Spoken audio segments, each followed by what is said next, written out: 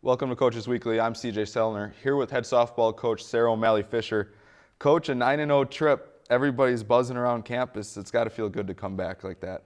And our kids played well. It was just a real, I've had a couple conversations with a couple of our athletes, and I'm like, I just feel like it's surreal because everything that we've worked hard for when we came in the fall, they got to see put into play. And I think that that's the most important thing. It's the thing a coach looks for, and I think that that's what made it fun and kind of surreal in the same sense, you know. Now to have that 9-0 week, 9-game win streak coming back to Chicago, it was fun writing that article yesterday behind the numbers of the trip because they're pretty impressive. We'll start on the hitting side of things. 9 players batting above 364, and you guys are really just dominating it for the week, and really people are batting above 500. Stephanie Diana, Allison Kruk, Sydney Getz, and then your big bats are coming up with key home runs in the week as well. Yeah, again, I'm not a numbers person, so the article was kind of fun to read. I really didn't look at our statistics at all last week. I'm more of a quality person. I'm watching the game and I have a feel for the game, and so I knew that we were having good at-bats. We were going deep in the count. We were fouling off pitches that we didn't like. We weren't letting the umpires dictate the zone. We didn't let the other pitchers dictate the zone. And I think that those are the types of quality at-bats that are going to help us win more ball games when we get to the next part of our schedule, which is our conference. We have to have that same approach. So it was kind of cool to look at the numbers and everything, but I kind of already knew who was doing well and who wasn't. And really every kid on our squad from 1 through 15 contributed in some way, shape, or form offensively last week. So it's kind of it's a nice thing to see. It's a nice thing that they're buying into. Now, even more impressive, at least to me, because I was a pitcher in college, obviously, and to see the numbers Julian Nation putting up, you guys had under a sub-1 ERA for the week, and that's a testament to how much those girls have buying into Coach Dave, and his pitch calling for the week was just superb. Mm-hmm.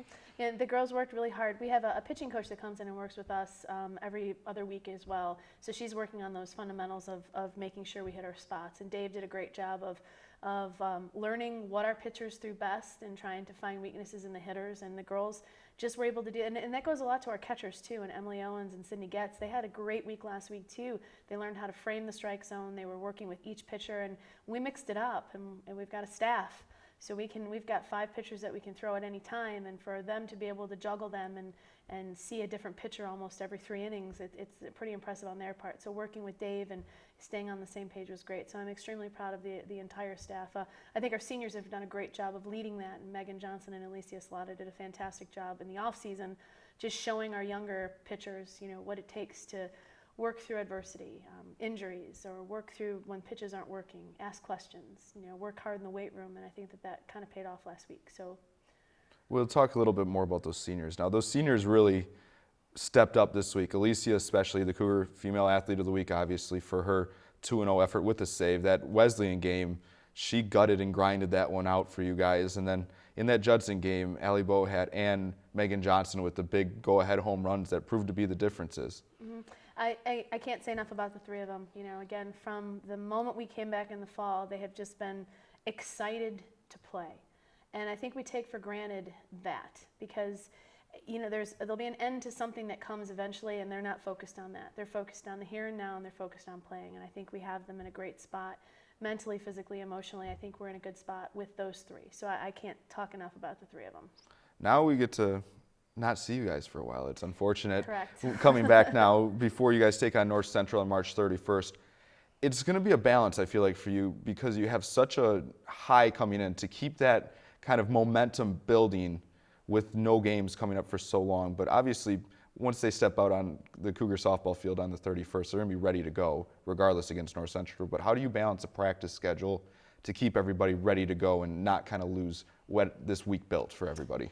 I think we go back to the fundamentals. I think there's always ways for us to get better, and we're pretty big on that process, on making sure that our offensive process stays the same, on focusing on getting better defensively, having our pitchers get better. There's always room for that improvement. So having a little time off here and there for their bodies to recover and get caught back up on the academics is also important, so we balance that a little bit.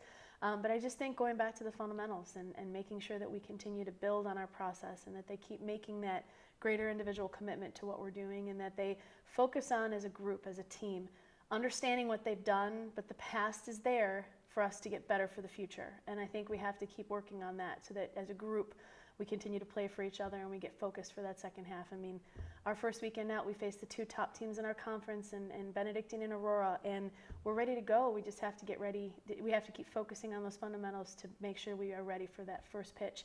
First for North Central, because that's always tough, and I think it's great that we're playing them before we play those 2.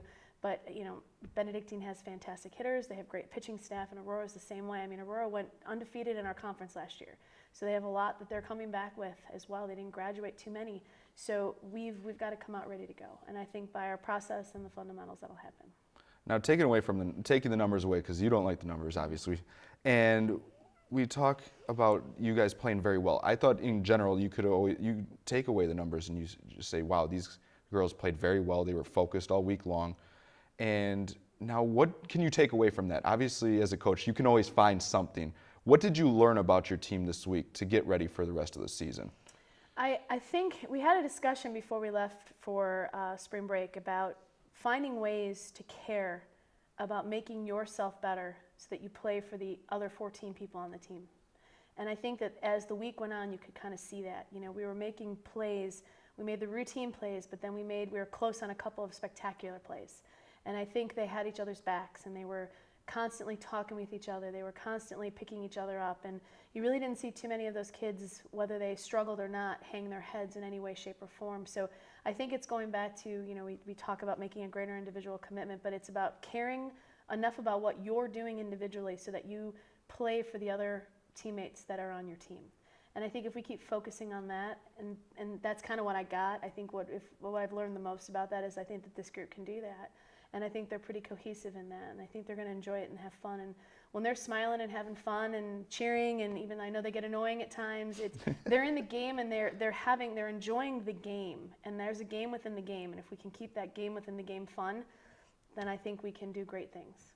Well, congratulations, Coach, on your historic 10-1 start, best start in program history. We'll talk to you in a few weeks.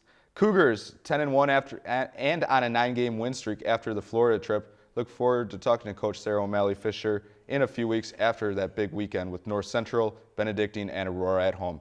For Coach Sarah O'Malley Fisher, I'm CJ Sellner. Thank you for watching Coaches Weekly.